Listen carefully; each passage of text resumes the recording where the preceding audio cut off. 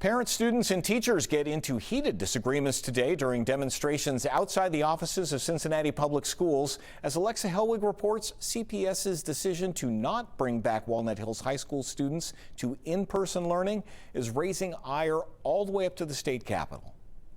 Dozens of students and parents disagreeing. We heard you. Let us talk. We heard you.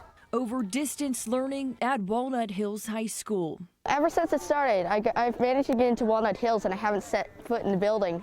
Frustrations led to a protest outside the CPS offices. Carol File is the mom of this 7th grader.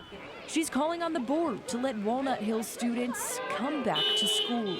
I've got a straight A student who's become a straight F student who can't get out of bed in the morning. The school board passed a motion last week that will delay the return of Walnut Hills students. It says the school building cannot maintain social distancing requirements. She took the test to get in there and she got in with flying colors, and here I thought she was going to be in an environment where her leadership skills can take off. And what is she leading? She's leading a computer into nothing. There's nothing for her.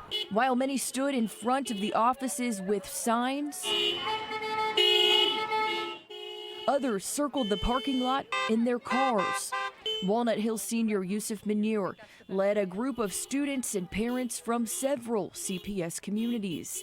They think it's unsafe for teachers and students to be in a classroom. Our demand is to create a plan that has the consent of students, parents, teachers, and all other staff. It's a very simple demand. You'd think it wouldn't be that much to ask for, but here we are. Munir thinks every CPS school should offer a remote option. Because of staffing and technology, the district can't do that.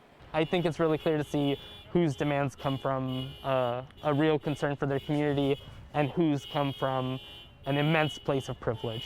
Alexa Helwig, Local 12 News.